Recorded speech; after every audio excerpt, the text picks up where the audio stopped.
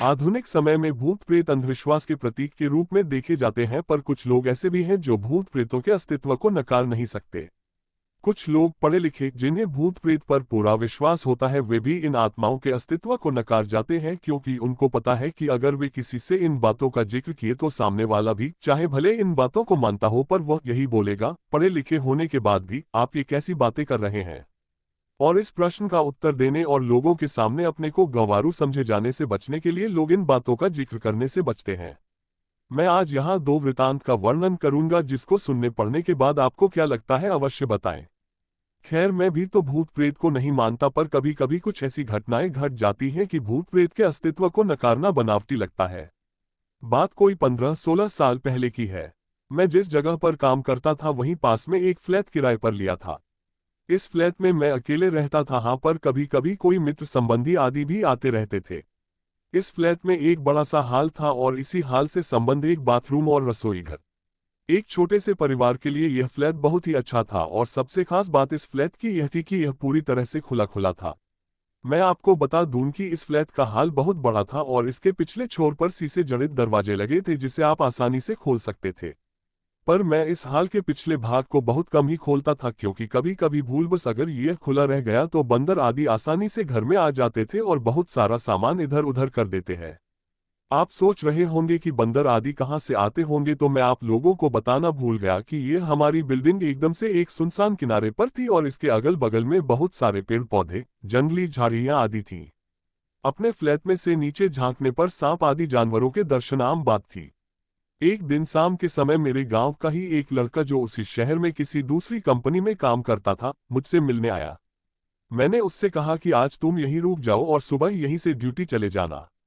पर वह बोला कि मेरी ड्यूटी सुबह 7 बजे से होती है, इसलिए मुझे 5 बजे जगना पड़ेगा और आप तो 7-8 बजे तक सोए रहते हैं, तो कहीं मैं भी सोया रह गया तो मेरी ड्यूटी नहीं हो पाएगी। इस पर मैंने कहा कि कोई बात नहीं, एक काम करते हैं, 4 बजे सुबह का अलार्म लगा देते हैं और तुम जल्दी से जगकर अपने लिए टिफिन भी बना लेना, पर हाँ, एक काम करना, मुझे मत जगाना। इसके बाद वह रहने को तैयार हो गया। रात को खा पीकर लगभग 11:30 तक हम लोग सो गए।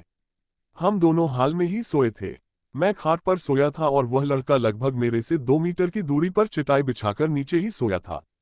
एक बात और, रात को सोते समय भी मैं हाल में 0 वॉट का बल्ब जलाकर रखता था।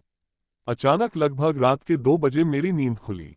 यहाँ मैं आप लोगों को बता दूं कि वास्तव में मेरी नींद खुल गई थी, पर मैं लेटे लेटे ही मेरी नज़र किचन के दरवाजे की ओर चली गई। मैं क्या देखता हूँ कि एक व्यक्ति किचन का दरवाजा खोलकर अंदर गया और मैं कुछ बोलूं उससे पहले ही फिर से किचन का दरवाजा धीरे धीरे बंद हो गया। मुझे इसमें कोई हैरानी नहीं हुई, क्योंकि मुझे पता था कि गांव वाला लड़का ड्यूटी के लिए लेट ना हो इस चक्कर में जल्दी जग गया होगा। बिना गांव वाले बच्चे की ओर देखे ही ये सब बातें मेरे दिमाग में उठ रही थीं। पर अरे ये क्या, फिर से अचानक किचन का दरवाजा खुला और उसमें से एक आदमी निकलकर बाथरूम में घुसा और फिर से बाथरूम का दरवाजा बंद हो गया। अब तो मुझे थोड़ा गुस्सा भी आया, और चूंकि वह गांव का लड़का रिश्ते में मेरा लड़का लगता है, इसलिए मैंने घड़ी देखी और उसके बिस्तर की ओर देखकर गाली देते हुए बोला कि बेटे, अभी तो 3 भी नहीं बजा है और तूने जगकर खटपट शुरू कर दिया। अरे ये क्या, इतना कहते ही अचानक मेरे दिमाग में यह बात आई कि मैं इससे क्यों बोल रहा हूं, ये तो सोया है। अब तो मैं फटाक से खाट से उठा और दौड़कर उस बच्चे को जगाया। वह आंख मलते हुए उठा, पर मैं उसको कुछ बताए बिना सिर्फ इतना ही पूछा कि क्या तूने 2-3 मिनट पहले जगा था, तो वह बोला नहीं तो, और वह फिर से सो गया। अब मेरे समझ में कुछ भी नहीं आ रहा था। मैंने हाल में लगे ट्यूब को भी जला दिया था। अब पूरे हाल में पूरा प्रकाश था और मेरी नजरें अब कभी बाथरूम के दरवाजे पर तो कभी किचन के दरवाजे पर थी, पर किचन और बाथरूम के दरवाजे अब पूरी तरह से बंद थे। अब मैं हिम्मत करके उठा और धीरे से जाकर बाथरूम का दरवाजा खोला। बाथरूम छोटा था और उसमें कोई नहीं दिखा। इसके बाद मैं किचन का दरवाजा खोला और उसमें भी लगे बल्ब को जला दिया, पर वहां भी कोई नहीं था। अब मैं क्या करूं? नींद भी एकदम से उड़ चुकी थी।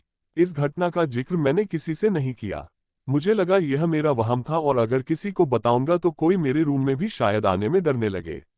इस घटना को बीते लगभग 1 महीने हो गए थे और रात को फिर कभी मुझे ऐसा अनुभव नहीं हुआ। एक दिन मेरे गांव के 2 लोग हमारे पास आए। उनमें से एक को विदेश जाना था और दूसरा उनको छोड़ने आया था। वे लोग रात को मेरे यहाँ ही रुके थे और उस रात मैं अपने एक रिश्तेदार से मिलने चला गया था और रात को वापस नहीं आया। सुबह सुबह जब मैं अपने रूम पर पहुंचा तो वे दोनों लोग तैयार होकर बैठे थे और मेरा ही इंतजार कर रहे थे। ऐसा लग रहा था कि वे बहुत ही डरे हुए और उदास हों। मेरे आते ही वे लोग बोल पड़े कि अब हम लोग जा रहे हैं। मैंने उन लोगों से पूछा कि फ्लाइट तो कल है, तो आज की रात आप लोग कहाँ ठहरेंगे? उनमें से एक ने बोला रोड पर सो लेंगे, पर इस कमरे में नहीं। अरे अब अचानक मुझे 1 महीना पहले घटित घटना याद आ गई।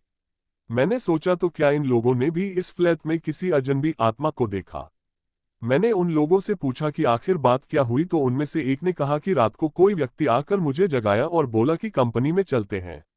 मेरा पर्स वहीं छूट गया है। फिर मैं थोड़ा डर गया और इसको भी जगा दिया। इसने भी उस व्यक्ति को देखा, वह देखने में एकदम सीधा साधा लग रहा था और शालीन भी। हम लोग एकदम डर गए थे क्योंकि हमें वह व्यक्ति इसके बाद किचन में जाता हुआ दिखाई दिया था और उसके बाद फिर कभी किचन से बाहर नहीं निकला और हम लोगों का डर के मारे बुरा हाल था। हम लोग रात भर बैठकर हनुमान का नाम जपते रहे और उस किचन के दरवाजे की ओर टकटकी लगाकर देखते रहे, पर सुबह हो गई है और वह आदमी अभी तक किचन से बाहर नहीं निकला है। अब तो मैं भी थोड़ा डर गया और उन दोनों को साथ लेकर तेजी से किचन का दरवाजा खोला, पर किचन में तो कोई नहीं था। हाँ, पर किचन में गौर से छानबीन करने के बाद हमने पाया कि कुछ तो गड़बड़ है। जी हाँ, दरअसल फ्रिज खोलने के बाद हमने देखा कि फ्रिज में लगभग जो 1 किलो टमाटर रखे हुए थे वे गायब थे और टमाटर के कुछ बीज, रस आदि वहीं नीचे गिरे हुए थे और इसके साथ ही किचन में एक अजीब गंध फैली हुई थी। खैर पता नहीं ये हम लोगों को वहम था या वास्तव में कोई आत्मा हमारे रूम में आई थी। मैंने इससे छुटकारा पाने के लिए उस फ्लैट को ही चेंज कर दिया और दूसरे बिल्डिंग में आकर रहने लगे।